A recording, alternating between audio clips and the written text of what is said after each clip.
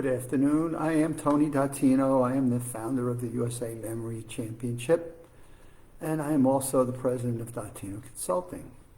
And this is my Saturday, 3 p.m.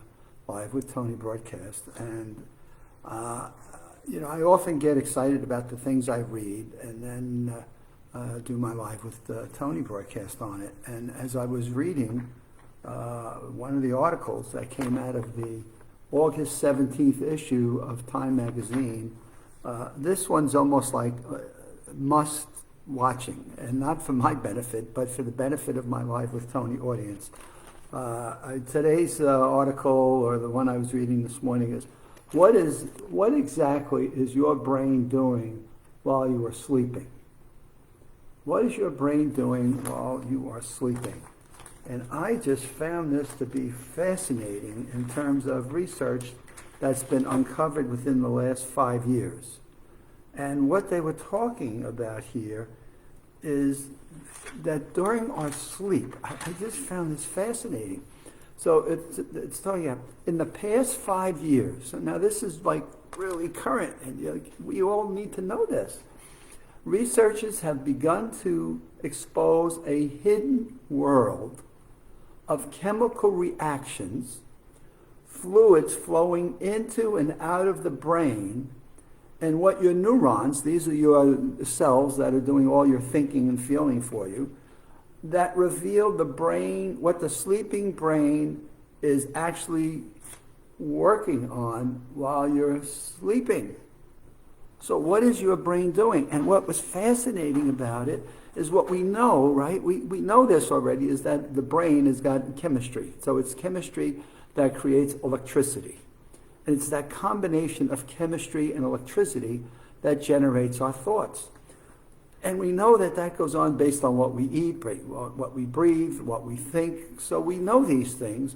But now here's this latest research that within 5 years, that to me is the latest research, that has got some solidity to it. It's got some foundation that talks about the fluids that are flowing in and out of the brain, and how during your sleep, when you're in deep sleep, these fluids are basically cleansing the toxins out of your brain. But you're in your deep sleep. So here's what's important then.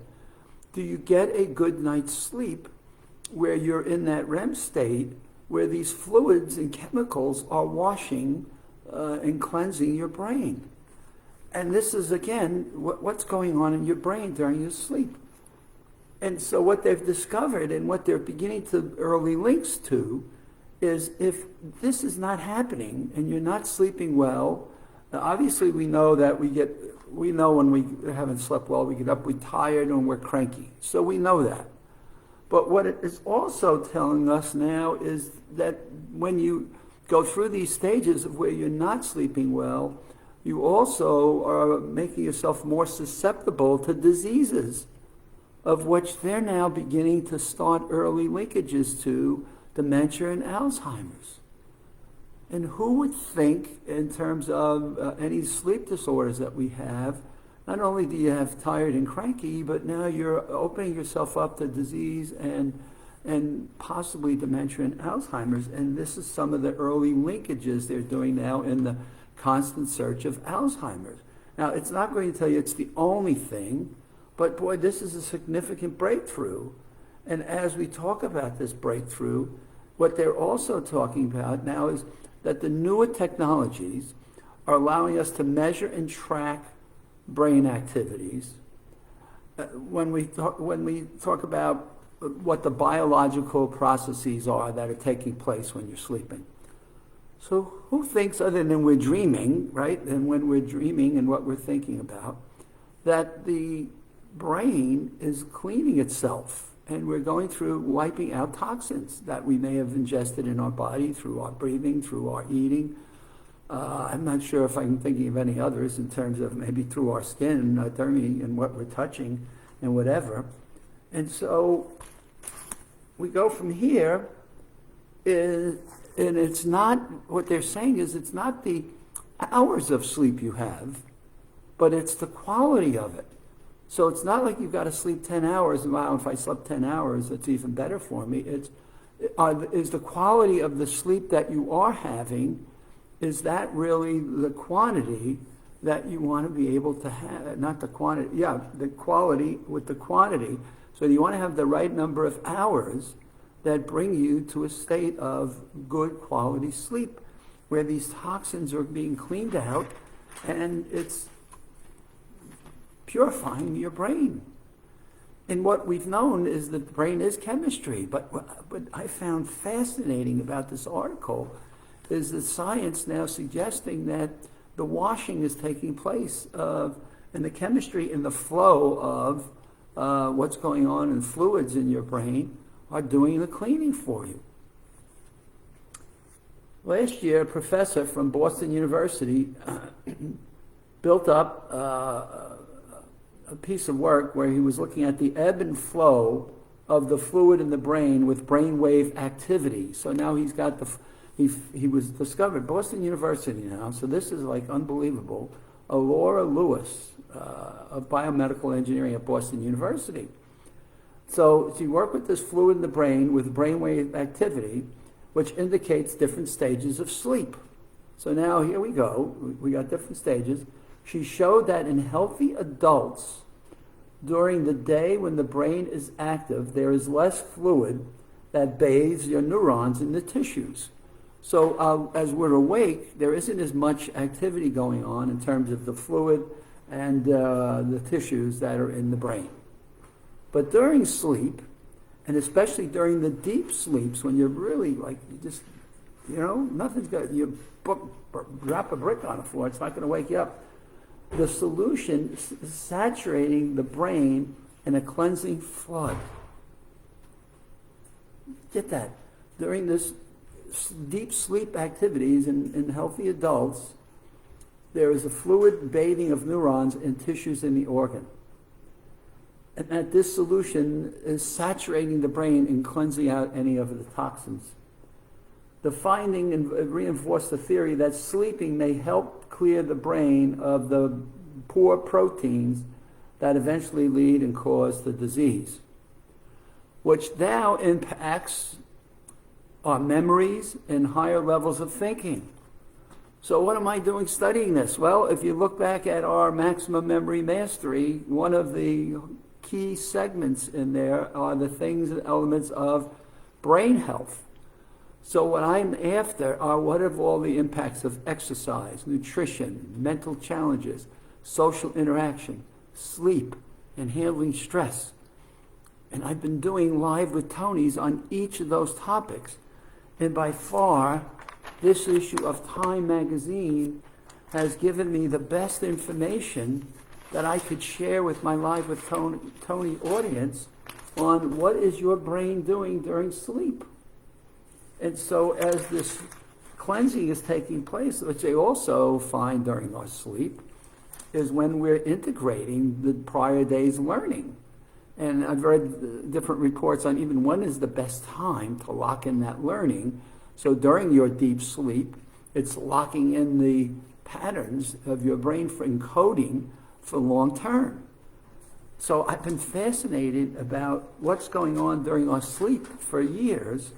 And now I'm reading an article here in the Time magazine of August 17 talking about this bathing of chemicals, which again, I've known the brain is chemicals, but I've not, at least I don't recall reading where the fluids and the washing are taking place during our sleep. Though it makes sense because when you stop back and think of it, during the day, as they're finding at Boston University, we're active. We're using up everything we've got for our brain power to think in higher level thinking and our memories and what we've encoded and what we're doing. And so at night, it's time for a rest. So the thinking is sleep is now a health activity. And we've known that. So this is not anything new and big and surprising. But did we know that it was doing during this period of time that this was going on? So to me, it's exciting. And then the fact that it leads to the potentials of dementia and Alzheimer's, and now they're further studying the impact of sleep, it brings me back to several of the sessions I've been doing during the past week. Relaxing music. So you say, how do we get, so look, how many people know we got to get a good night's sleep, but there's so much anxiety and stress and things going on, especially in today's world. And reading data last night on how many more people now, CDC reports 25% of our kids are talking about suicide, and drug use is up, and people are more isolated and depressed and whatever, and yet we want to go get sleep. So what I kept talking about is go find a friend and vet with a friend. Just go talk to somebody. Find somebody that is compassionate and just listens to what you've got to say. And just get it off, get it out. Don't watch television that's upsetting or stressful to you. And like yesterday's broadcast, I said within 2 hours of going to sleep. There's relaxing music. There's different nature sounds that music is now beginning to find and tap into your waves, brain waves that can bring you down. I talk about mind mapping. I get up and I mind map 2 or 3 in the morning, and it sounds crazy when I tell that to people, but my brain is active and it's working and it's not letting me sleep. I get up, get a pencil and paper out, and off I go. Thomas Edison did that. Thomas Edison would get up and ping, he'd wake up and start jotting notes down in terms of his innovations and things. So people are discovering what these powers are. And as I read this today, I got really excited about, wow, this is really so important. So it's not just, look, you know you've got to get your sleep because you know when you get up and you're cranky, you're tired, and you could be stressed and whatever. But what I've been working on in the Live with Tony series is giving you elements of how can you improve your sleep habits. And look, I'm not telling you something you don't already know, but I'm trying to give you little tips that you can try within your own domain where you calm your anxieties and stress levels down. And boy, we have lots of reasons for having them right now.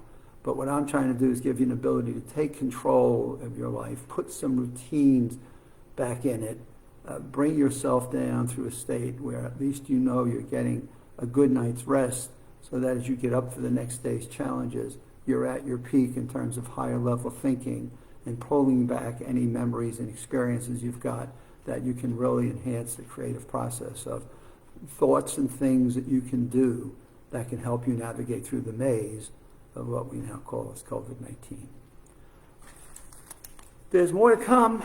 I thought I'd be done with this Time Magazine article by today, but I'm back on Monday at 7, and I've got other things I'm piling up that I want to cover, but I've learned to keep these in less than 15-minute increments, so it encourages more people to listen to the whole of what I'm talking about. And I say my prayers in a way that each of you that listen to this can find one new thing that can make a difference in your life. We'll see you Monday at 7. Have a nice Sunday and enjoy your weekend.